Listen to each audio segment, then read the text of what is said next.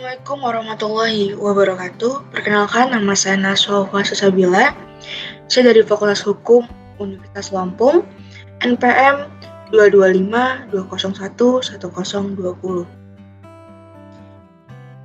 Di sini saya akan memaparkan beberapa rangkuman materi mengenai PPKMB yang sudah saya lakukan selama 4 hari.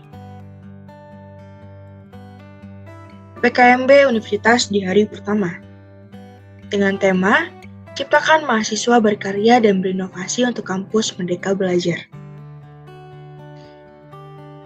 Pemateri PPKMB di hari pertama adalah AKBP Yusriandi Yusrin, Dr. Susetya Herawati, Profesor Dr. Kiai Haji Said Akil Siroj, MA. Topik pembahasan yang disampaikan oleh AKBP Yusriandi Yusrin adalah peran kepolisian RI dalam mengatasi kejahatan sosial. Pokok-pokok pembahasannya adalah Undang-Undang ITE, pasal-pasal UITE, peran kepolisian, manfaat UITE, contoh pelanggaran hukum di dunia maya, 6 trik singkat terhindar dari jeratan UITE. Undang-Undang ITE adalah satu atas kumpulan data elektronik yang tidak terbatas yang memiliki arti atau kode akses pribadi yang dapat dipahami oleh orang yang memahaminya. Pasal-pasal UITE, pasal 27, ayat 1, 2, 3, 4, pasal 29, pasal 30, ayat 1, 2, 3. Apa sih manfaat UITE? Dengan adanya teknologi informasi dan transaksi elektronik dilaksanakan untuk memberikan rasa aman dan menjamin kepastian hukum apabila terjadi dengan pelanggaran kejahatan ITE di dalamnya. Peran kepolisian dalam menangkap pelaku pelanggaran UITE. Pertama, menangkap pelaku yang mendistribusikan dokumen elektronik yang memiliki muatan kesusilaan, jaringan judi online, pencemaran nama baik dengan keadilan restoratif justice, pemerasan, pengancaman, menyebarluaskan hoaks, melakukan illegal akses, penipuan online shop, dan pelanggaran hak cipta. Contoh-contoh pelanggaran hukum di dunia maya, seperti pelanggaran isi situs web, penipuan kartu kredit, penipuan online, illegal akses, pencemaran nama baik, judi online atau slot. Tips dan triks terhindar dari jeratan UITE. Pertama, menyaring konten sebelum share ke publik, minta maaf jika opini kita merugikan orang lain, teliti dalam transaksi di media sosial, melaporkan ke pihak berwajib jika menjadi korban, berita harus fakta dan akurat, dalam menulis jaringan jangan hanya mengkritik tapi memberi saran. Topik pembahasan kedua yang disampaikan oleh Dr. Susetya Herawati adalah pengembangan karakter mahasiswa sebagai intelektual, anti kekerasan, dan anti perundungan. Pokok pembahasannya adalah pertama, tujuan pendidikan karakter, pengertian bullying, terjadinya bullying, jenis bullying, tanggung jawab kita sebagai mahasiswa harus peka, peduli, dan berempati terhadap sesama. Materi ketiga yang disampaikan oleh Profesor Dr. Kiai Haji Said Akil Siroj dengan topik pembahasan pengembangan karakter mahasiswa dalam perspektif agama. Dengan pokok pembahasan, perbedaan umat Muslim Nusantara dengan Timur Tengah dilihat dari infrastruktur sosialnya. Kemudian, pentingnya menyatukan paham nasionalis dengan agama di dalam suatu negara tidak boleh hanya satu saja.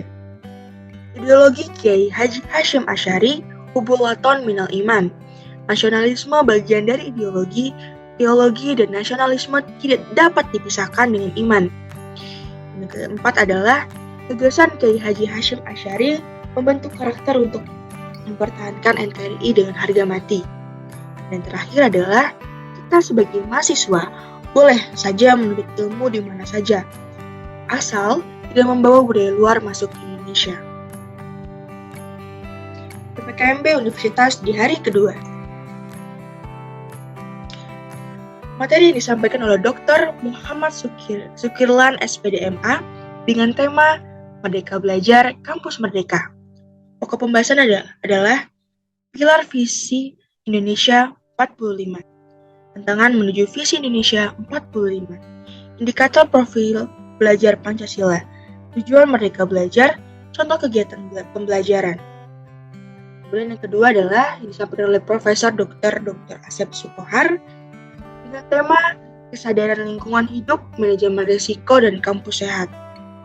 Dengan pokok pembahasan permasalahan lingkungan hidup di Indonesia dan negara, terdapat lingkungan alam, buatan, maupun sosial. 3 prinsip pengelolaan sampah, pengenalan kampus sehat, upaya Unila sebagai kampus sehat, kemudian yang terakhir adalah manajemen risiko lingkungan. Materi yang ketiga disampaikan oleh Profesor Dr. Yulianto MSI dengan tema Etika dan Norma Mahasiswa. Menjadi mahasiswa ideal di era 4.0 dengan menyeimbangkan sisi akademik maupun organisasinya. 4 tipe karakter mahasiswa baik studi oriented, organization oriented, seimbang keduanya, kemudian yang terus main.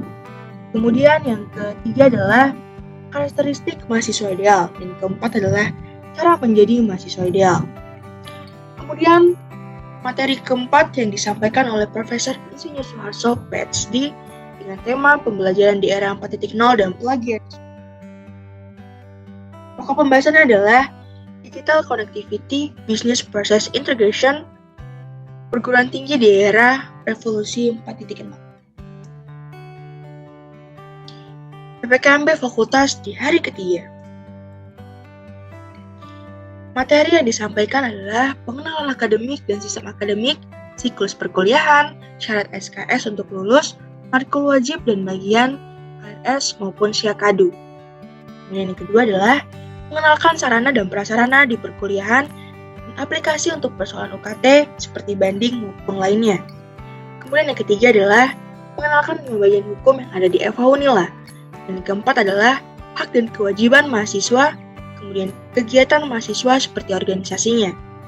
Lalu biasanya disebut dengan Ormawa. PPKMB Fakultas di hari keempat. Materi yang pertama adalah sistem perkuliahan di masa pandemi, di mana mahasiswa dituntut untuk lebih proaktif lagi, kemudian mengenalkan sistem akademik terpadu atau Syakadu, etika yang baik saat berkomunikasi dengan dosen. Kemudian materi kedua yaitu adalah motivasi sukses yang disampaikan oleh Irjen Purn D. Erwin mengatakan kita harus selalu rendah hati, hormati dan hargai orang setinggi apapun jabatan kita nanti. Berdirilah sendiri dan jangan terus bergantung dengan orang tua. Dan yang ketiga adalah pengenalan proklinik Fakultas Hukum. Dan yang keempat adalah pengenalan organisasi mahasiswa yang ada di Fakultas Hukum seperti bagian legislatif maupun eksekutif dan UKM lainnya.